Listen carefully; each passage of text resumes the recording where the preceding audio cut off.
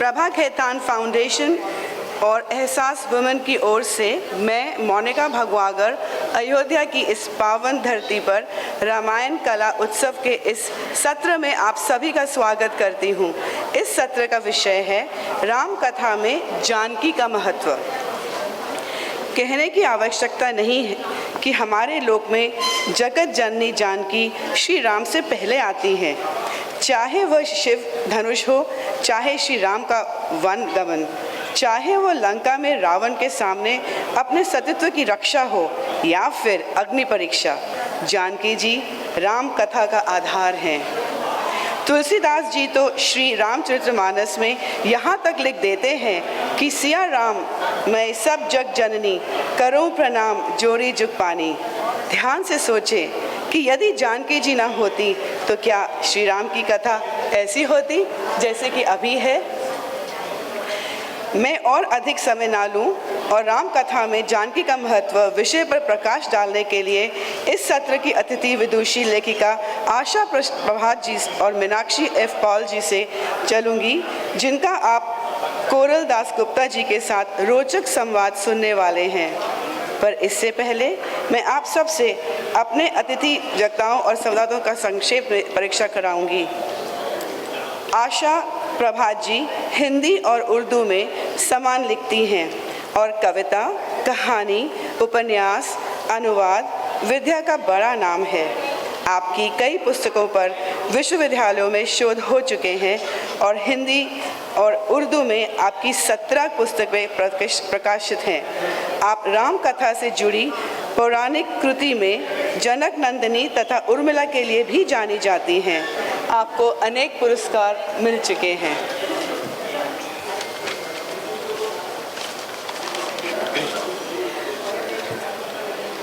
मीनाक्षी पॉल जी अदामिक कवि और अनुवादक हैं। आप हिमाचल प्रदेश विश्वविद्यालय शिमला के सांध्य अध्ययन विभाग में अंग्रेजी की प्रोफेसर और प्राचार्य हैं। आपने 11 पुस्तकों का संपादन और लेखन किया है। विभिन्न विश्वविद्यालयों के पाठ्यक्रम विकास में भी आपका योगदान है। आपकी पुस्तक किडलिंग फ्रॉम द टेरेस फील्ड्स काफ़ी चर्चित है। आपने हिमाचली ग्रंथों का अनुवाद भी किया है। आपसे संवाद करेंगी कोरल दास गुप्ता जी। कथेतर अकादमिक पुस्तकों से लेकर रिलेशनशिप ड्रामा तक कोरल दास गुप्ता ने विविध विषयों पर पुस्तकें लिखकर दुनिया भर में अपने लेखन की एक खास पहचान बनाई है। आपकी पुस्तकें जेंडर स्टडीज़, कला, मिथिक और परिस्थिति की विषयों को उठाती है। ऑर्गेनाइज किया और बहुत बड़ी बात है मेरे लिए that I sit together with Asha Prabhat ji and Meenakshi Paul ji and I look forward to learn a lot from this session। उनकी बातों से बहुत कुछ सीखना है, मुझे बहुत कुछ जानना है। शुरुआत करती हूँ इस डिस्कशन की। जितना मैं समझती हूँ और मैं शुरुआत इस तरह से करना चाहूँगी कि एक है इंसान का पहचान और दूसरा है इंसान का एहसास। पहचान वो होती है जो सबको मालूम है और जो एब्सोल्यूट है, जिसके बारे में कोई दुविधा नहीं है। और एहसास वो होता है जो बहुत पर्सनल है कि मैं क्या फील करती हूँ किसी के बारे में। तो मीनाक्षी पॉल जी और आशा प्रभात जी, आप सबसे पहले परिचय कराइए सीता जी का, उनका पहचान, और उसके बाद हम लोग बात करेंगे सीता जी का एहसास के ऊपर, जो आपके शायद बहुत ही पर्सनल होंगे। मीनाक्षी पॉल जी। बहुत बहुत धन्यवाद कोरल आपका। सबको राम राम जी। मैं पहाड़ से आई हूँ, हिमाचल से। हिमाचल में सीता या जानकी हमारे लिए एक पहाड़न लड़की है, एक पहाड़न बहू है। पहाड़ की औरतों की तरह ही जीवन व्यतीत करती हैं और पहाड़ की औरतों की तरह ही उनके सारे क्रियाकलाप रहते हैं। पहाड़ की औरतों को संघर्षशील कहा गया है। उनके जीवन में वाकई बहुत संघर्ष होता है।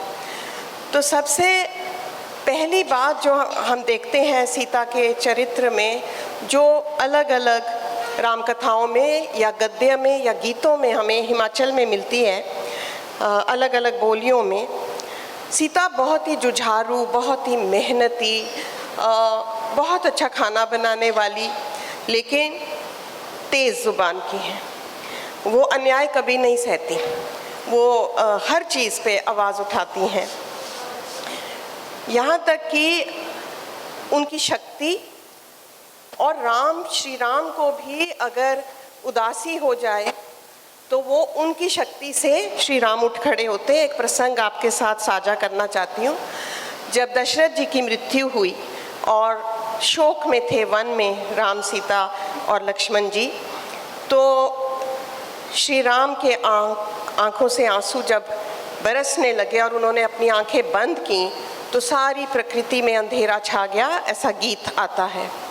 सब कुछ अंधेरा हो गया तो सारे जीव जंतु, पशु पक्षी सो गए, और ये इस असमय अंधेरे से और इस असमय जीवन के रुक जाने से ऐसा लगा कि सृष्टि ही खत्म हो जाएगी। तो उस समय सीता ज़ोर ज़ोर से बाहर से आई। सीता हमारे यहाँ हमेशा दिखती हैं, खेतों में काम करती हुई या लकड़ियाँ बीनती हुई या पानी भर के लाती हुई। तो वो अपने किचन गार्डन से अंदर आती हैं और ज़ोर से कहती हैं, मैं तुम्हारा धनुष तोड़ दूँ, तुम्हारे बाण जला दूँ, किस काम के ये, अगर तुम ऐसे ही बैठे रहने वाले हो। और जब वो इतनी ज़ोर से झिड़की देती हैं तो श्री राम आँखें खोलते हैं और सृष्टि फिर से चल पड़ती है। तो हमारे लिए पहाड़ में सीता जो है वो शक्ति हैं, और बहुत हद तक हम उनमें दुर्गा की कैरेक्टरिस्टिक्स देखते हैं, और घर बनाने वाली हैं, और अपने पति को अपने कर्तव्य के राह चलाने वाली हैं, जो बार बार उनको याद दिलाती हैं कि उनका जो अवतार हुआ या जन्म हुआ है वो किस प्रयोजन के लिए हुआ है। तो अगर कभी लगता है श्री राम ढीले पड़ रहे हैं तो सीता जो है कुछ ना कुछ ऐसा ज़रूर करती हैं कि श्री राम फिर से अपना धनुष बाण उठाकर और अपने यात्रा में आगे चलते हैं।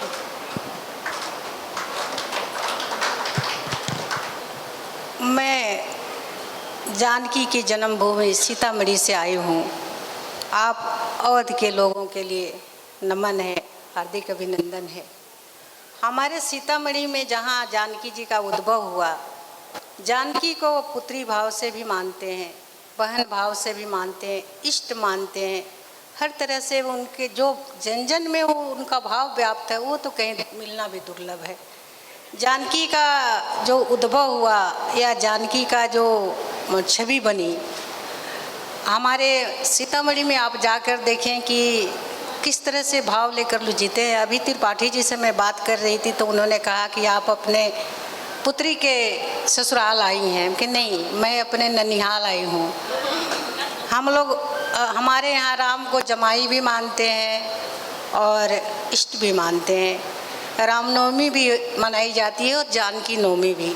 हमारा क्षेत्र एक ऐसा जगह है जहाँ पुत्री के जन्म पर बधैया गाई जाती है, मात्र हमारे ही क्षेत्र में।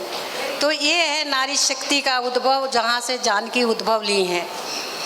तो ये जानकी का जो स्वरूप बनता है, और आज का विषय बहुत खूबसूरत है। प्रभा खेतान फाउंडेशन और एहसास को मैं हार्दिक बधाई दूंगी। ये आपने बड़ा सुंदर शीर्षक रखा है, राम कथा में जानकी का महत्व।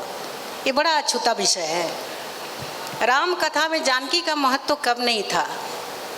राम कथा आस्था और काव्य रचना का अनुशासन जिसे राम कथा कहता है, उसे वस्तुतः सीता राम कथा कहना चाहिए, कहा जाना चाहिए। सीता राम से अन्य कहाँ रही, अनन्य है। और ये सत्य हमेशा वो प्रतिपादित करती हैं कि मैं राम से कभी विमुख नहीं हूँ। और यही भाव राम कथा के मूल प्रेरणा है। राम कथा में सीता का जो महत्व है, आप देखें कि राम जब बक्सर में जाते हैं, एक राजकुमार होते हैं। मैं यहाँ किसी लोकोक्ति का सहारा नहीं लूँगी, मैं वाल्मीकि रामायण के सहारे में आपको बता रही हूँ कि राम जब विश्वामित्र संग बक्सर जाते हैं, ताड़का और सुबाहु का वध करते हैं, तो उनकी प्रसिद्धि में कुछ उत्थान होता है। चूँकि वो एक राजकुमार भवन से निकल के वन में गए रहते हैं और साधु संतों की रक्षार्थ उन्होंने राक्षसों का वध किया है। लेकिन राम जब बक्सर से चलते हैं जनकपुर की तरफ, अहिल्या स्थान पहुंचते हैं और अहिल्या ऋषि पत्नी जो पति से प्रत्यक्त हैं, समाज से कटी हुई हैं, एक नितांत अकेला जीवन जी रही हैं, तो वहाँ उनको सामाजिकता सिखाते हैं, समाज में पुनः उनकी स्थापना करते हैं, पति से उनको मिलवाते हैं और वहाँ राम में अलौकिकता आती है, एक राजकुमार में अलौकिकता आती है। और वहाँ से फिर वो जनकपुर चलते हैं। जनकपुर में जाके जब शिव के धनुष का भंजन करते हैं, उस धनुष का जो प्रण है कि जो उस पर सिंजनी चढ़ा देगा शिव धनुष पर, उसी से सीता का विवाह होगा, ऐसा जनक जी ने प्रण लिया है। और ये प्रण का कारण भी आप लोग जानिए कि जब जानकी बहुत बाल अवस्था में रहती हैं, 7-8 वर्षों की, तो अपने सहेलियों और सखियों के साथ में गेंद खेल रही होती हैं और वो गेंद उनके हाथ से छूटकर उस बक्स के नीचे चला जाता है जिसमें शिव का वो विशाल धनुष रखा रहता है। और सखियों बहनों के कहने पर वो अपने बाएं हाथ से उसको धक्का देकर दाहिने हाथ से निकाल रही होती हैं उस बक्स को, जिसको खींचने के लिए 12 व्यक्तियों की ज़रूरत होती है। तो उसी समय राजा जनक अपने सभासदों के साथ वहाँ पहुँच जाते हैं। उनका ये पराक्रम देख के अचानक उनके मुंह से निकलता है कि सतानंद, आप देख रहे हो हमारी जानकी का ये पराक्रम, इससे बड़ा पराक्रमी जो मिलेगा उसी से मैं सीता का विवाह करूंगा। तो उसके लिए मैं आज प्रण करता हूँ कि जो इस शिव धनुष आजगव पर सिंजनी का संधान करेगा उसी से मैं जानकी का विवाह करूंगा। और वहाँ वो शिव धनुष भंग करते हैं और अचानक उनकी प्रसिद्धि पूरे भारतवर्ष में छा जाती है। क्योंकि पूरे भारतवर्ष से राजा और राजकुमार आके थक गए रहते हैं उस धनुष को उठाने में, इसलिए उनकी अचानक प्रसिद्धि बढ़ती है। ये प्रसिद्धि, ये महत्व है जानकी का। और फिर मैं यहाँ से बताती हूँ आपको, विवाह करके वो आती हैं अयोध्या भवन में, राम को वनवास मिलता है। सीता बन जाने के लिए, अपने पतिव्रत धर्म का निर्वहन करने के लिए बन जाने की जिद करती हैं, राम मान जाते हैं। वनवास राम को मिला है लेकिन सीता संग जाती हैं। सीता संग जाती हैं, 13 वर्षों दंडकारण्य में कहीं कहीं घूमते घूमते उन लोगों ने 13 वर्षों बिता दिया है। राम बिखरे भटके बनजातियों को संगठित करते हैं और सीता बनजाती स्त्रियों को शिक्षित करती हैं, चित्रकारी सिखाती हैं, उन्हें अपना बचाव का साधन करती हैं कि राक्षसों से कैसे तुम अपने को बचा सको। 13 वर्ष बीत जाते हैं। पंचवटी से जानकी का अपहरण होता है। असल कथा, राम कथा अब शुरू हो रही है।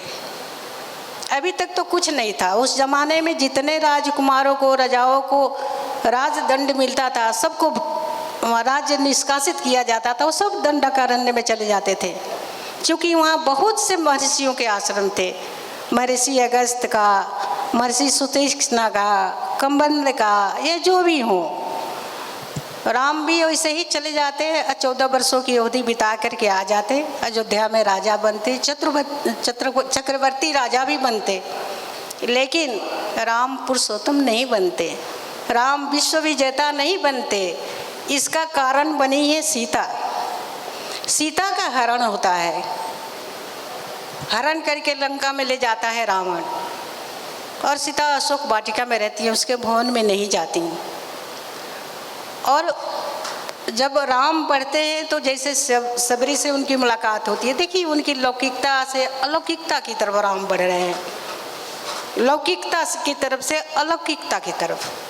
सबरी से मुलाकात होती है, सबरी उनको ईश्वर मानती है, अपना जूठा बैर खिलाती है, उसके अंदर ये भाव का उदय होता है। क्योंकि राम के त्याग राम से प्रथम पहुंचता जाता है हर आश्रम में। त्याग की आभा जो होती है राम का आगे आगे चल रही है। वहाँ से वो किष्किंधा बताती हैं कि आप जाएं। वहाँ हनुमान से मुलाकात होती है, सुग्रीव मिलते हैं, मित्रता होती है, जो भी हो। और सीता का पता लगाने के लिए वो अपनी टुकड़ी को भेजते हैं। हनुमान लंका जाते हैं, लंका जला भी देते हैं। फिर सीता माता से मिलने आते तो कहते कि माता आप मेरे कंधे पर बैठ जाइए, मैं अभी आपको राम के पास ले चलूँगा। तुरंत सीता स्वीकार नहीं करती, कहती हैं कि नहीं, मैं चोरी छिपे यहाँ से नहीं जाऊँगी। यदि मैं यहाँ से चली गई तो राम का लंका पर आक्रमण करने का और रावण के वध करने का लक्ष्य खत्म हो जाएगा। और मैं नहीं चाहती कि रावण का वध नहीं हो, क्योंकि उसने मेरे नारीत्व का और मेरा अपमान किया है, इसलिए उसका वध होना है, इसलिए मैं यहीं रहूँगी। ये सीता का संकल्प है और दृढ़ता है, शौर्य है और धैर्य है। राम लंका पर चढ़ाई करते हैं, रावण का वध भी करते हैं और जानकी को उसके कैद से छुड़ाते भी हैं। और वहाँ से सीता का जो भी है अग्नि परीक्षा हुआ जो, तब वहाँ से जब राम लौटते हैं तो विश्व विजेता होकर लौटते हैं। पुरुषोत्तम ही नहीं, विश्व विजेता, प्रथम दुनिया का विश्व विजेता कोई कहा जाता है तो राम को कहा जाता है, क्योंकि वो राम लंका पर विजय करके लौट रहे हैं। तो सीता का यही महत्व है कि उनके प्रकर्म और उनकी प्रसिद्धि में जितना उनकी सहभागिता है, उसका हेतु भी जानकी ही है। मैं और बहुत बहुत शुक्रिया आशा जी और मीनाक्षी जी, बहुत खूबसूरती से दोनों ने सीता जी की परिचय कराई है। अभी मैं आती हूँ एहसास वाली बात पे। मीनाक्षी जी, एक चीज़ जो आपने बहुत खूबसूरती से कहा कि आशा जी कि राम कथा नहीं होता है, वो राम सीता की कथा थी। आज सुबह हम लोग मंदिर गए थे और हनुमानगढ़ में फ़ोटो खींचने देते हैं तो वहाँ पे हम फ़ोटो खींच सके, राम मंदिर में तो नहीं खींचने देते। वहाँ पे हम लोग जितने भी लोग गए थे हम लोग सब देखे भी और फोटोग्राफ भी खींचे। हनुमानगढ़ में एक भी जगह ऐसा नहीं था जहाँ पे जय श्री राम लिखा हुआ था, हर जगह पे जय सिया राम, सीताराम सीताराम सीताराम। तो हमारे ट्रेडिशनल कन्वर्सेशन में या ट्रेडिशनल मान्यता में शायद सीताराम या सियाराम ही था जिसको पुरुषतात्विक समाज ने सिर्फ राम कथा या सिर्फ राम केंद्रित कुछ कर दिया। और बहुत सी सेंचुरी से ये चीज़ चली आ रही है। जब हमें बचपन में जब हम लोग रामायण सुनते हैं तो एक ऐसे तरीके से सुनते हैं जहाँ पे सीता जी एक बेचारी औरत उसी तरीके से कई बारी पेश होती है, and that is in popular narrative. मैं किसी व्यक्ति विशेष के बारे में बात नहीं करती हूँ, यही पॉपुलर नैरेटिव था। अगर आप आई एम श्योर यहाँ पे मौजूद जितने भी लोग हैं टीवी पे रामायण सीरियल देखे होंगे तो आप सब लोग अग्री करते होंगे कि there is a particular type in which Sita has been introduced to us. तो आप दोनों से जानना चाहूँगी कि और उस चीज़ से तो शायद आप लोग भी अपने आप को बचा के अलग नहीं कर पाए हैं कि जिस तरह से सीता जी को इंट्रोड्यूस किए जाते हैं हमारे सोसाइटी में या जाते थे, आज चीज़ें बदल रही है। तो मीनाक्षी और आशा जी, आप दोनों से पूछना चाहूँगी कि आपके बहुत पर्सनल एहसास क्या है सीता जी के बारे में। बचपन में जब आप लोग ये कहानियाँ सुने हैं उस टाइम पे आपके खुद के शायद इतना डेवलपमेंट नहीं था, इतनी पढ़ाई नहीं थी, आप इनोसेंट थे, आप ग्रो अप कर रहे थे, लेकिन वो स्टोरीज़ हम सबको इंस्पायर करती हैं, वो स्टोरीज़ हम सबके कहीं पे बैठ जाती है और वो कभी कभी निकल नहीं सकता है, कभी कोई निकाल नहीं सकता है उन चीज़ों को। वो इतना ज़्यादा हम सबको इंस्पायर करती हैं। And those are the first stories that we hear usually. सबसे पहले इंडिया में सबसे पहले जो स्टोरी सुनाए जाते हैं, टीचर्स, पेरेंट्स, नानी दादी सुनाते हैं, वो रामायण महाभारत की कहानियाँ ही होती है। तो आपने पहली बार जब सुना और वहाँ से लेके आज तक सीता जी का एहसास आपके जीवन में। Thank you coral. सबसे पहली बात तो ये है, श्री राम के नाम में जो श्री है वो देवी है, तो अगर हम श्री राम भी कह रहे हैं तो वो सिया राम ही है। तो श्रीमान ही तब होते जब श्री आए ना, तो यह शायद हमारी गलत सोच है। सीता जी के बारे में जो आशा जी ने अभी बताया कि वो धनुष को एक हाथ से उठा लेती हैं या बक्से को एक हाथ से धक्का दे देती हैं, ये कहानी मेरे दिल को बहुत अजीज़ है। क्योंकि जब हम ये सुनते थे कि उन्होंने खेलते हुए ज़्यादातर कहते हैं कि खेलते हुए, और कुछ लोग कहते हैं कि सफाई करते हुए जब उन्होंने उस बक्से को धक्का दिया या उठाया। जब मैं छोटी थी, जब मेरी दादी ने मुझे ये कहानी सुनाई थी, तो मुझे ये लगा उस समय कि ऐसा कोई काम नहीं है जो हम नहीं कर सकते। हमें किसी और की मदद की ज़रूरत नहीं है। अगर कोई चीज़ ऐसा लगे कि ये असाधारण है तो हम कुछ भी कर सकते हैं, अगर हम अपने आप पर विश्वास रखें, अगर हमें अपने आप पर कॉन्फिडेंस हो और मेहनत करें और सहज रहें, तो श्री राम जी की कृपा से हम सब कुछ कर सकते हैं। एक और कहानी जो मुझे राम कथा की अपने लोकल डायलेक्ट में सुनाई गई थी, वो कुछ इस प्रकार से है कि सीता जी चाहती थीं कि उनका हरण हो। सीता जी चाहती थीं कि उनका हरण हो ताकि राम जी जिस लिए आए हैं वो कार्य पूर्ण हो। तो एक कहानी बताते हैं कि राम जी को लग गया, आभास हो गया कि अब शायद रावण लंका से इस ओर आएगा। तो उन्हें लगा और उन्हें पता चल गया कि मारीच, जो हमारे यहाँ कहते हैं कि मारीच ने 150 चमड़ों के जूते मांगे थे लंका से हिमालय तक आने के लिए, नॉट इधर नहीं वनों में पर हमारे यहाँ पहुँचने के लिए, कि 150 जूते लगेंगे। तो रावण ने बना के दिए। तो राम जी को उसके कदमों की आहट सुनाई दी कि अब मारीच आने वाला है और वो सोने का मृग बन के आएगा। तो उन्होंने उस दिन सीता जी को कहा कि आज हम पाशे का खेल खेलेंगे। हमारे यहाँ पाशा खेला जाता है, सांचा पाशा, हड्डियों का होता है, हड्डियों का डाइस होता है, तो उससे खेलेंगे। और वो पूरी कोशिश कर रहे थे कि सीता का ध्यान पाशों पे ही रहे, खेल पे रहे और वो बाहर की ओर ना देखें। और वो जानबूझ के हारते जा रहे थे ताकि सीता को और मज़ा आए खेलने के लिए, और वो खेलती जाएं और वो बाहर ना जाएं तो उनको मारीच ना दिखे। लेकिन सीता भांप गई कि कुछ तो, अगर श्री राम दिव्य हैं तो सीता भी दिव्य है। वो भांप गई कि ये क्या कर रहे हैं मेरे स्वामी मेरे साथ। तो सीता जी ने क्या कहा कि तुम तो ठीक से नहीं खेल रहे हो, बिल्कुल ठीक से नहीं आता तुमको खेलना, जाओ मैं तुम्हारे साथ नहीं खेलूंगी। और वो मुड़ी, और जैसे ही उन्होंने मुड़ी तो उन्होंने देखा कि मारीच ने उनका किचन गार्डन, हमारे यहाँ सावड़ू कहते हैं, सारा तहस नहस कर दिया। तो उनको बहुत गुस्सा आया और बोला कि तुम पाशे खेलते रहोगे, और वो देखो उस मृग ने क्या कर दिया है, और जाओ इसके पीछे और मार के ही आना। तो और मारने का प्रमाण ये देना कि उसके सींग लेके आओगे। तो इस कहानी में भी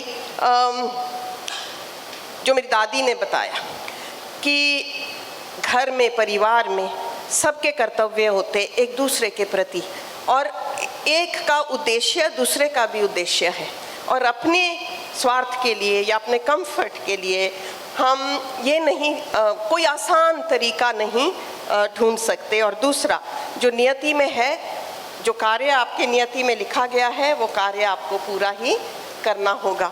तो ये दो कहानियाँ मुझे बहुत, या कहें तो एपिसोड्स बहुत अच्छे से याद है। और एक बहुत बुरा जो आप कहती हैं, आपने याद दिलाया अग्नि परीक्षा का। तो इस बात पे शायद हमारे पहाड़ों में इतना जोर नहीं दिया जाता कि उनकी परीक्षा हुई, पर यह ज़रूर कहा जाता है कि आग भी उनका कुछ बिगाड़ नहीं सकती। हमारे एक डायलेक्ट में एक कथा आती है जिसमें गद्दियों की राम कथा है। गद्दी वो भेड़ पालक, तो वो ऊपर नीचे जाते पहाड़ों से, फिर नीचे आते मैदानों में।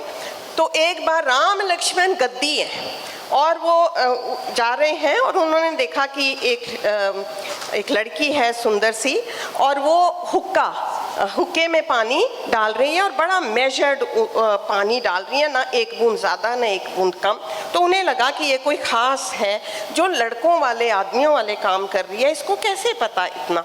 और फिर देखा कि उसने एक धनुष उठाया और वो धनुष उठा के चल दी। तो उनको बड़ा लगा कि ये कोई तो है, कोई ख़ास महिला है, लड़की है, ये कौन है। और जब उन्होंने उससे पूछा कि भाई तुम कौन हो, श्री राम ने, कि कुछ तो असाधारण है तुम में, तो उन्होंने कोई जवाब नहीं दिया।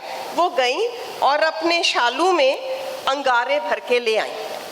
हुक्का बना रही थी ना, तो अपने शालू में अंगारे भर के ले आई और बजाय कि वो हुक्के में डालती, उन्होंने वो अंगारे श्री राम को दिए और श्री राम ने वो अंगारे लेके, गद्दी हैं वो पगड़ी बांधते हैं, उन्होंने अपनी सिर पे पगड़ी में अंगारे डाल लिए।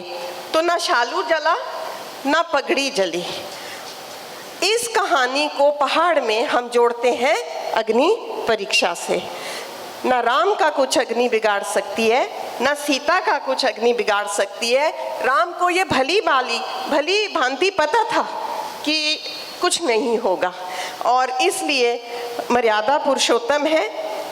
तो जनसाधारण की जो सस्पिशंस हैं, जो उनके मन में कुछ डाउट आ रहे हैं, उनको क्लियर करना, उनके भावों को शांत करना, ये भी श्री राम अपना कर्तव्य समझते थे और इसीलिए उन्होंने अग्नि चुना, क्योंकि उनको भली भांति पता था कि सीता का अग्नि से कुछ बुरा होने वाला नहीं है।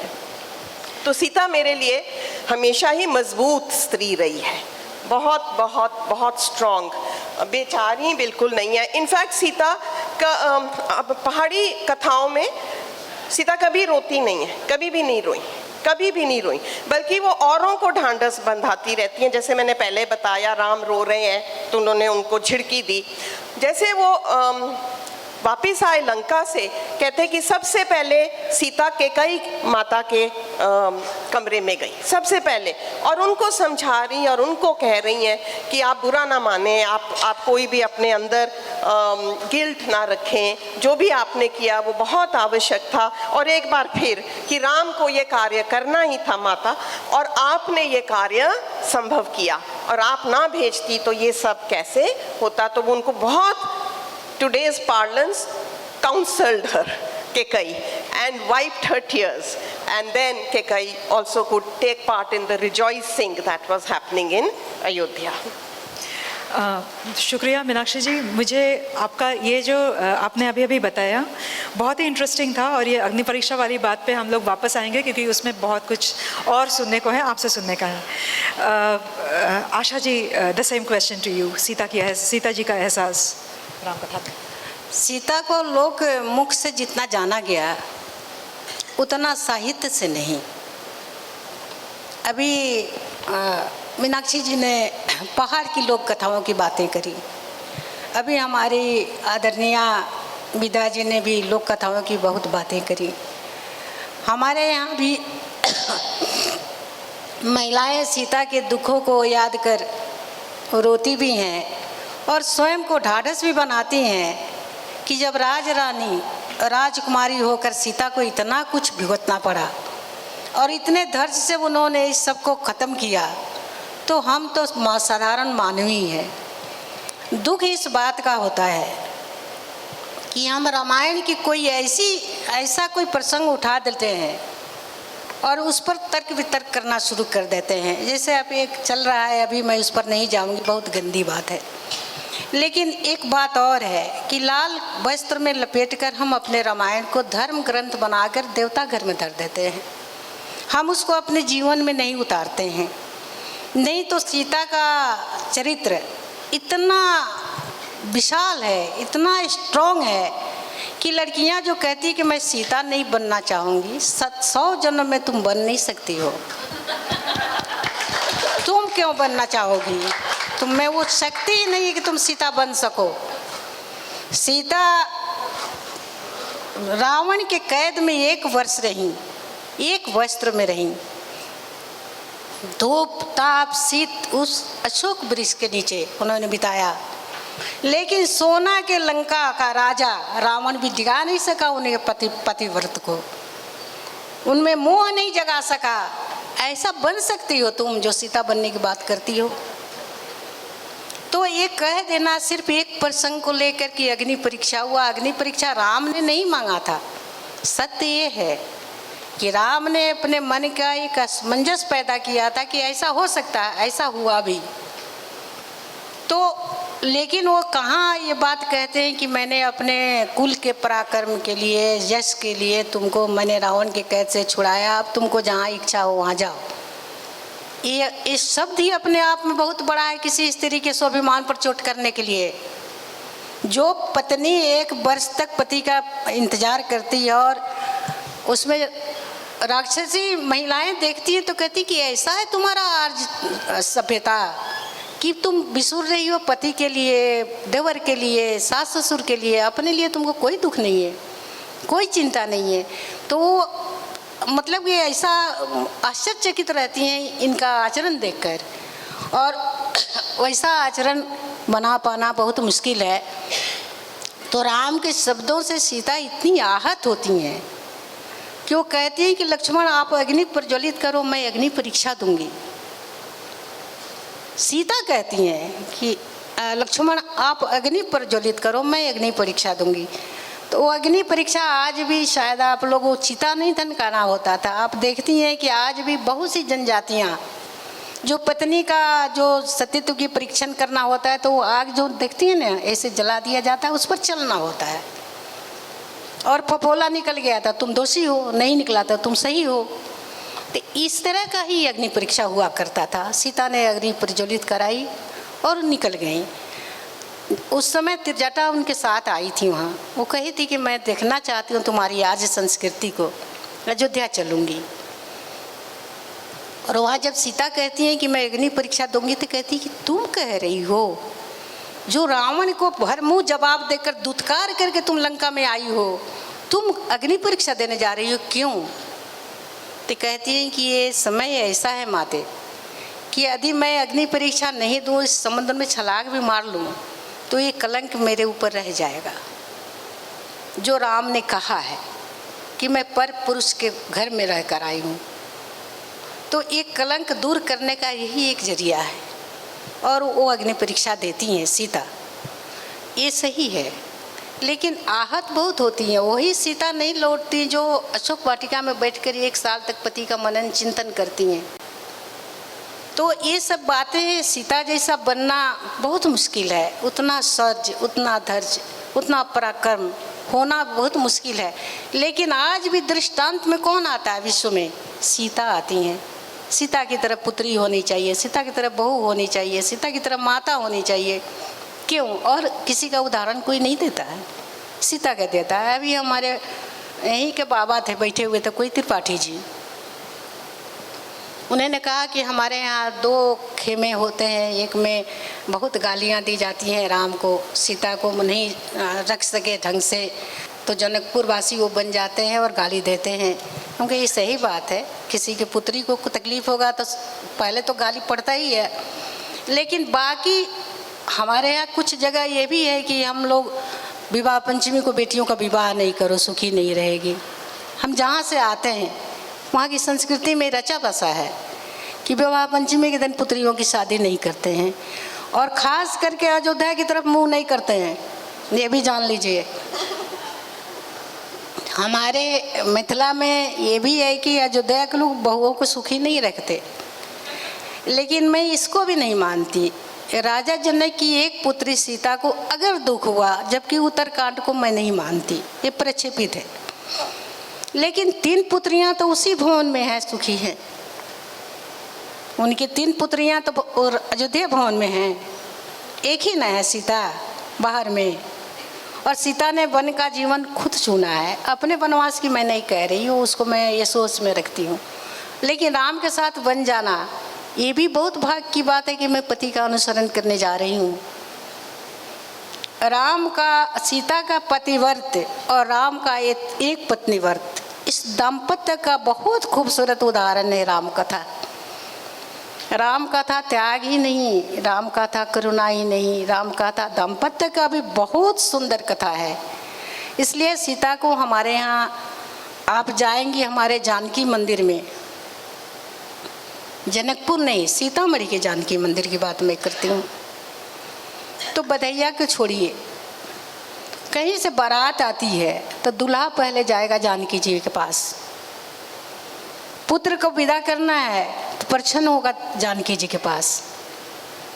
अंतिम यात्रा की अर्थी उठती है तो वो जाएगी जानकी मंदिर के पास। और सबसे बड़ी बात है कि हमारे यहाँ निरामिष एक पर्व होता है होली, जिसमें लोग खाते भी हैं, पीते भी हैं, जो करते हैं। और खा पी के शाम में जाएंगे अबीर भी खेलने माता से।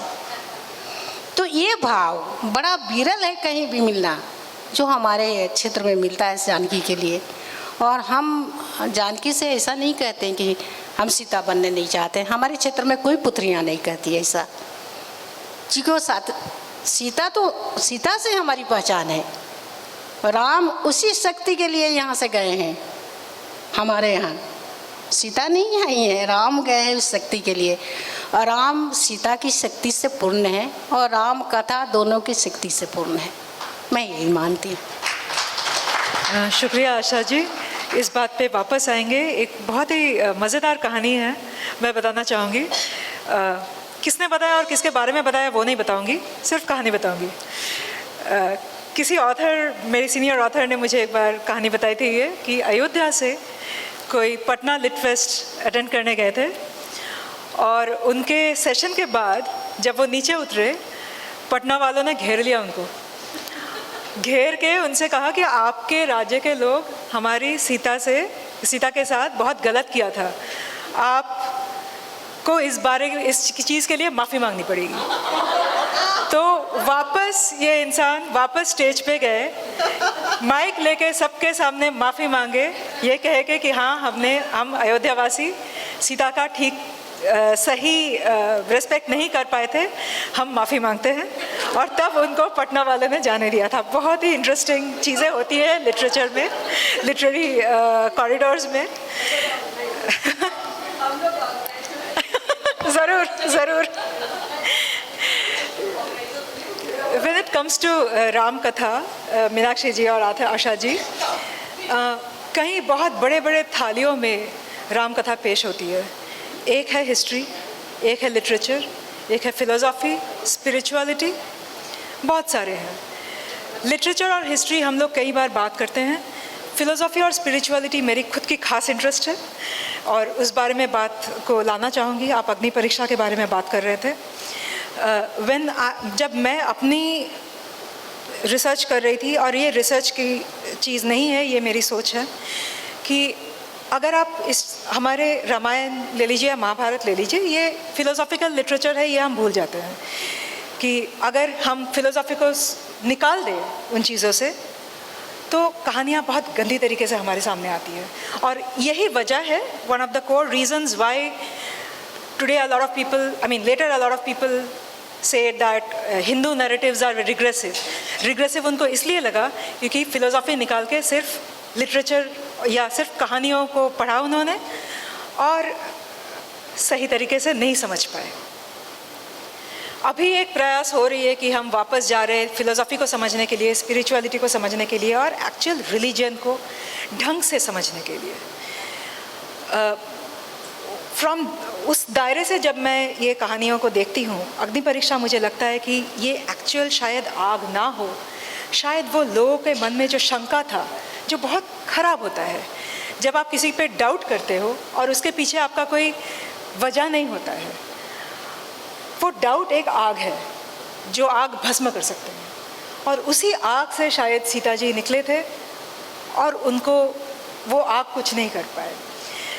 आप एक बहुत खूबसूरत जगह से, मतलब लिटरेचर हो या हिस्ट्री हो, आप एक बहुत खूबसूरत काम कर रही है।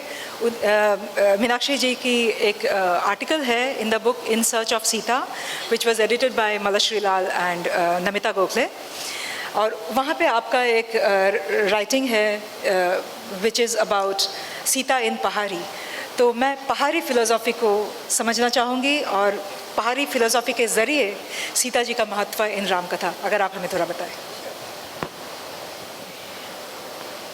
Well, in the Pahad, what we believe in is simplicity of life, in acceptance of life,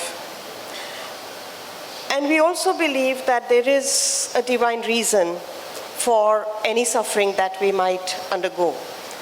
So when we look at the life of Sita and we glorify her in terms of an ordinary woman who faces the ups and downs of life,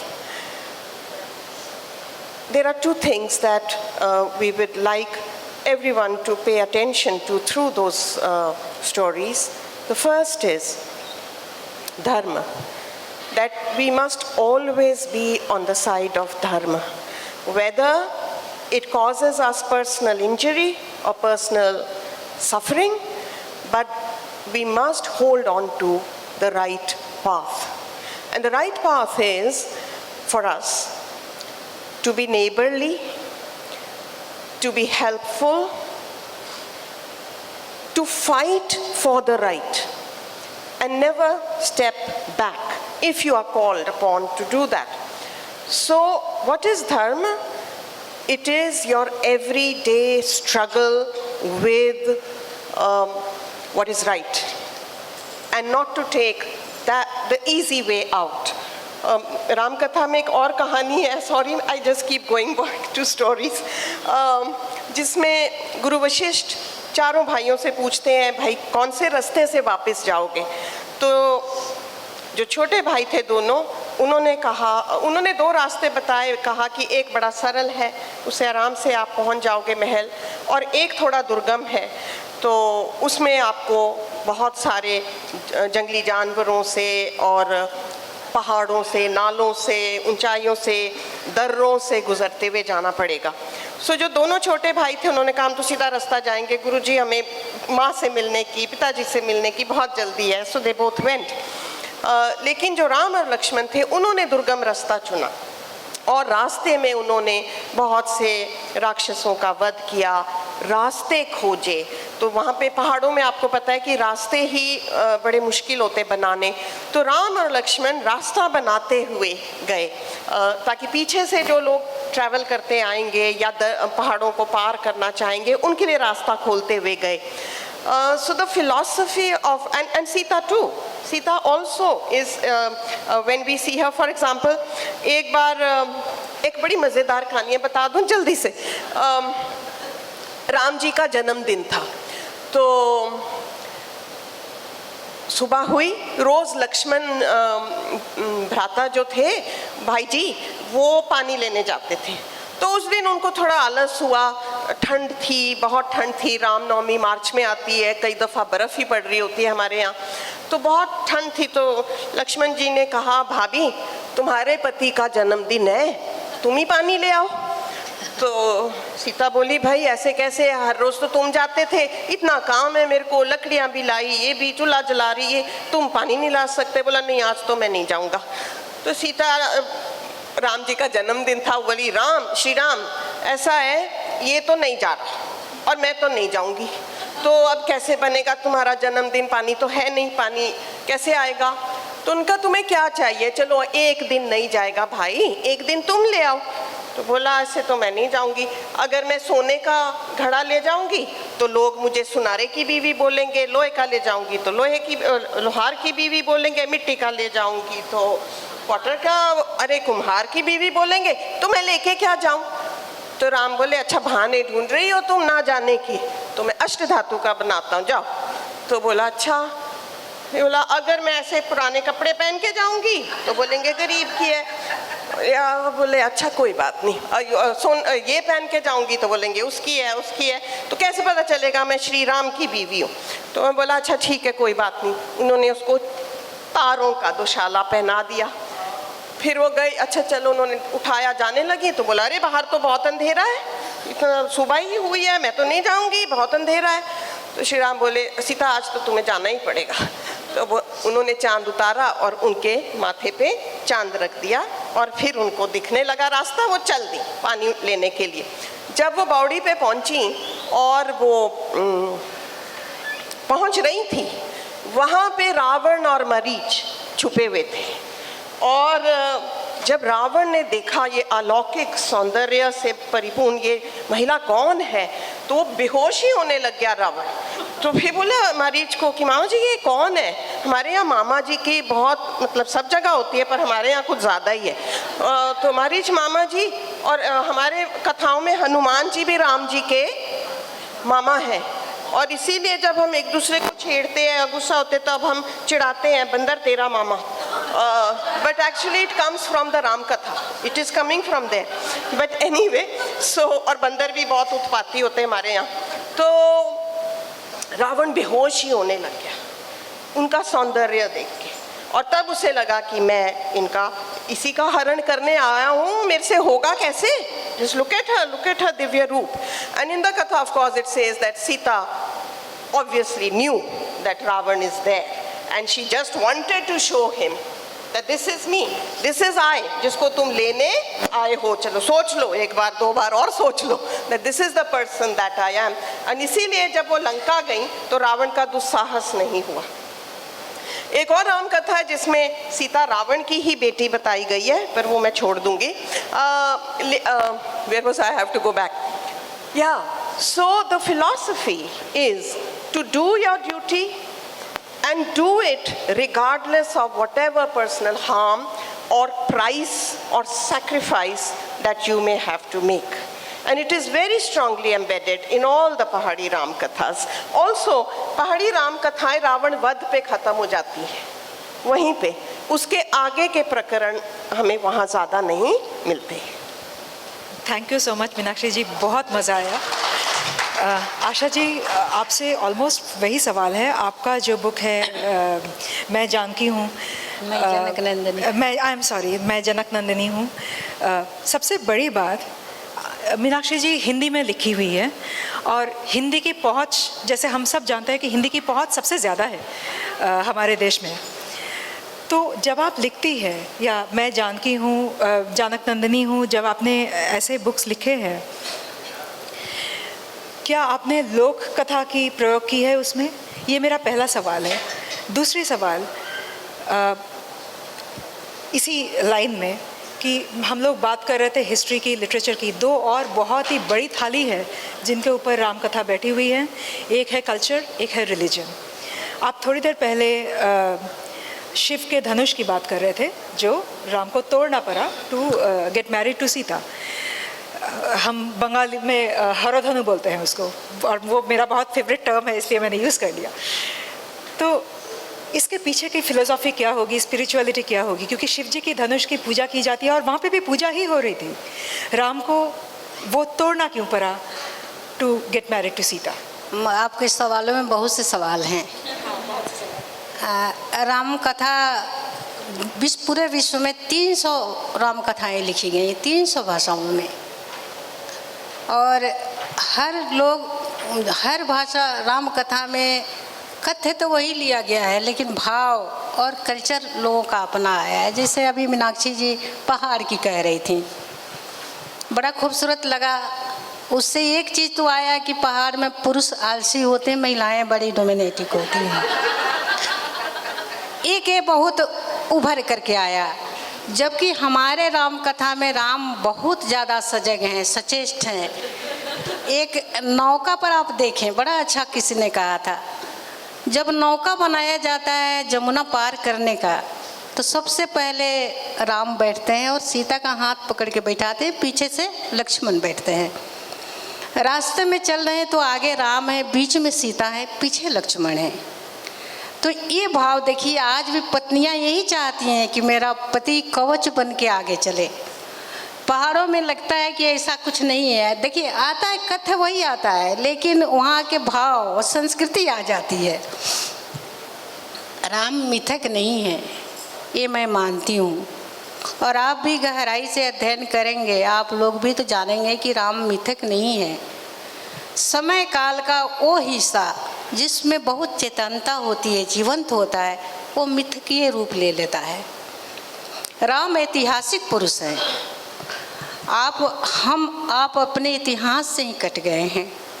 आप एक बात बताएं कि हमको या आपको अपने 5 पीढ़ी ऊपर के लोगों का याद होगा नाम. 6ठा कभी नहीं हो सकता है, 7वां कभी नहीं हो सकता है. तो अगर नाम आपको याद नहीं हो, इसका मतलब वो नहीं है, ऐसा आप मान सकते हैं क्या? तो हमारे पूर्वज कहीं से तो हैं, कोई तो है, कोई पेड़ से वृक्ष से लटका हुआ आदमी नहीं है. तो हमारे पूर्वज हैं तो हैं, हम उनको मानते हैं. हम कश्यप गोत्र को मानते हैं, कश्यपेन सागर को मानते हैं, हिंदू कुश पहाड़ी को मानते हैं. फिर हम क्यों भूल जाते हैं, हम उसको ले जाते हैं मिथक पर. इतिहास क्यों नहीं मानते महाराज? इतिहास मानिए उनको.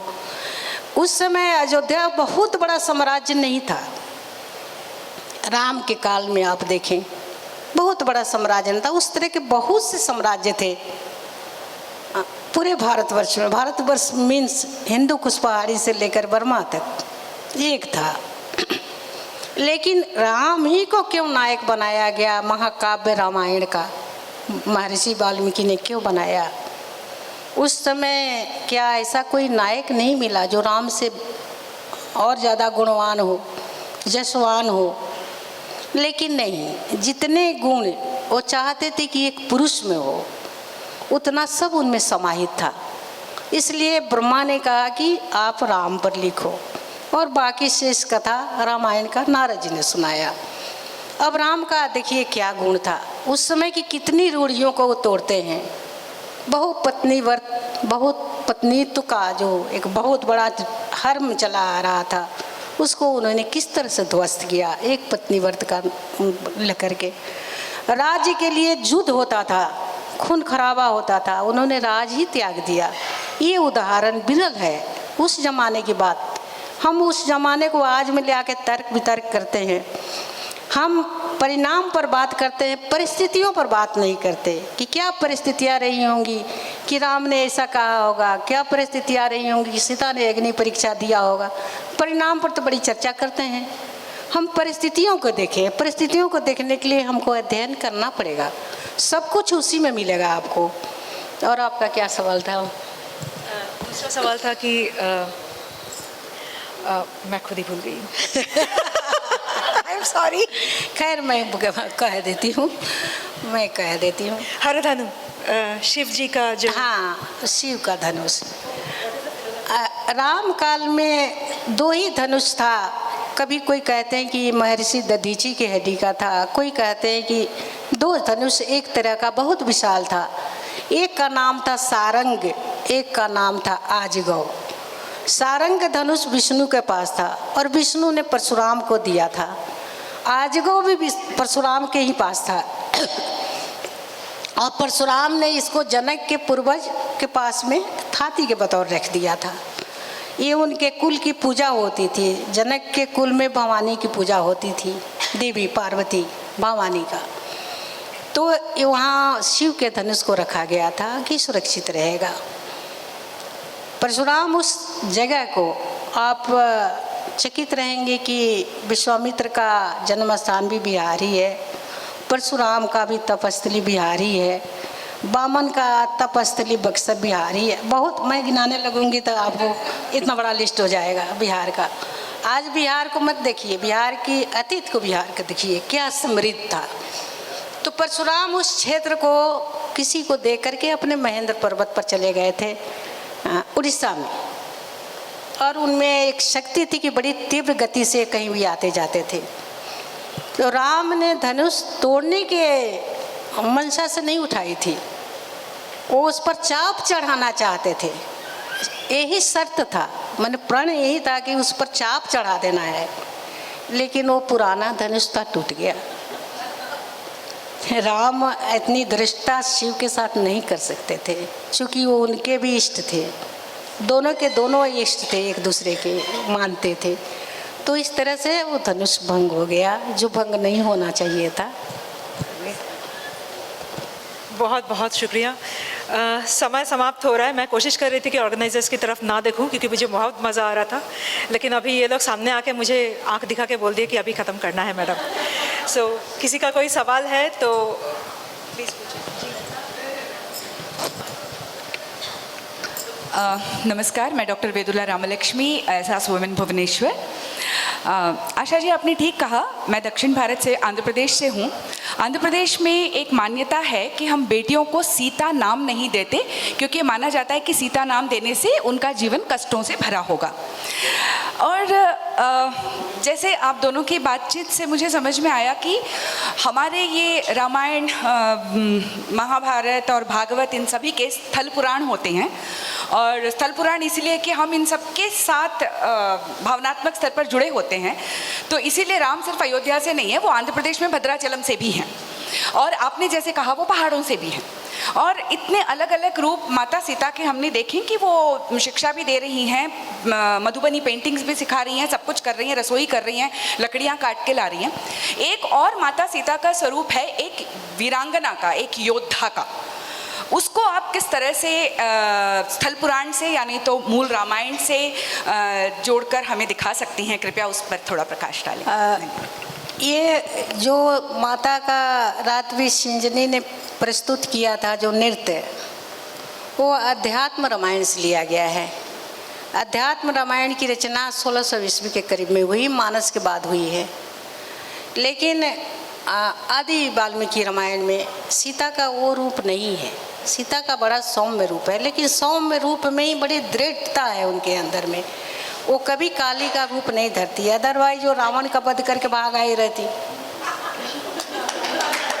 क्या जरूरत थी 1 बरस अशोक वाटिका में भीगने की और धूप ताप तापने की? सीता ने युद्ध नहीं किया। हाँ, उस काल में युद्ध में औरतें जाती थी, कई देवासुर संग्राम में गई हैं, लेकिन सीता के निमित्त ही जनकपुर पर जब सुधन्वा संकास्य का राजा चढ़ाई करता है कि सीता और धनुष दोनों मुझे को सौंप दो, तो सीता युद्ध क्षेत्र में नहीं जाती। इसलिए हमने कहा ना कि 300 भाषाओं में राम कथाएँ लिखी गई और सबके अपने अपने क्षेत्रवाद हैं, अपना अपना कल्चर उसमें समाहित है। आप आती हैं आंध्रा से, बहुत सुंदर जगह है, और मैं मानती कि पंचवटी वही है भद्राचलम। असल पंचवटी भद्राचलम ही है, जहाँ की नम भूमि है, न कि नासिक है। वो खींच कर ले गए हैं, भले ही वो अलग बात है। मैंने इस बात का वहाँ पे नासिक में भी विरोध किया था कि 5 बट का पेड़ लंबा लंबा हो गया। पंचवटी का मतलब 5 किस्म का पेड़, बट, पाकड़, अशोक, पीपल, ये सब मिला के पंचवटी होता है। और भद्राचलम पंचवटी में आज भी अवशेष है माता के वो भीत का बनाए हुए लक्ष्मण ठंडा रहने के लिए गोदावरी के तट पर। नासिक में गोदावरी में 1 बीता पानी रहता है, आपके यहाँ 2 हाथी का डुबाव है। तो आंध्र का भाग्य है कि सीता माता हमारी वहाँ पंचवटी में बहुत दिनों तक रही हैं। तो तमिल रामायण में आप देखिए, सीता को रावण की पुत्री माना जाता है, मंदोदरी के गर्भ से माना जाता है, कहीं कुछ माना जाए, लेकिन असल में सीता का जन्म घड़ा से ही हुआ है और हलष्टी जग के दौरान हुआ है। ये इसको मैं प्रतिपादित नहीं कर रही। आप लोगों को शायद नहीं मालूम कि कोई हिंदू, कोई अदर कास्ट ने रामायण पर रिसर्च नहीं किया। किया किसने? फादर कामिल बुल्के ने, और उन्होंने डायरेक्ट डॉक्टरेट की उपाधि इसी शोध पर लिया, राम कथा उत्पत्ति और विकास। तो उन्होंने कहा है कि सारी रामायण का मूल आदि वाल्मीकि रामायण ही है।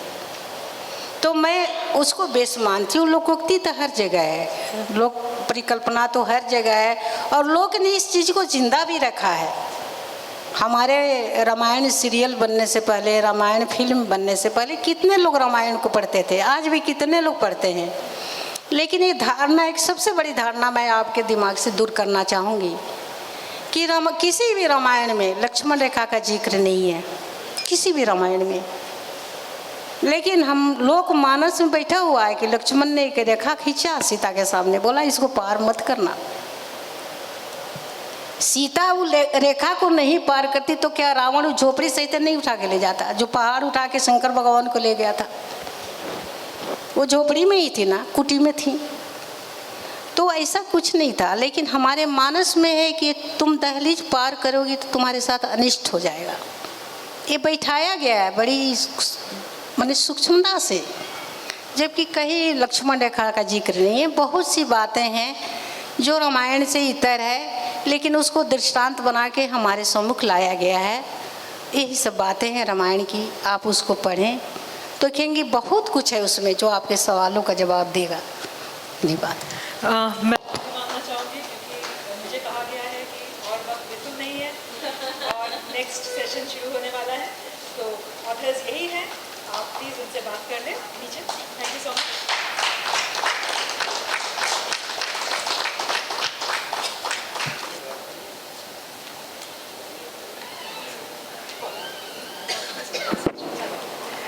Prabha Khaitan Foundation और एहसास वुमेन की ओर से मैं आप सबका हार्दिक आभार प्रकट करती हूँ। उम्मीद है आज़ादी के अमृत महोत्सव वर्ष में आपने रामायण कला उत्सव के इस विशेष सत्र रामकथा में जानकी का महत्व का भरपूर आनंद लिया होगा। मैं इस सत्र की अतिथि वक्ता आशा प्रभात जी, मीनाक्षी पाल जी और उनके संवाद करने वाली कोरल दास गुप्ता जी का भी धन्यवाद करती हूँ, जिनकी बौद्धिक चर्चा ने इस सत्र को बहुत ही विशेष बनाया है। अब मैं एहसास वुमेन पटना अन्विता प्रधान जी से अनुरोध करूँगी कि वे मंच पर आएं और अतिथि वक्ताओं का अभिनंदन करें।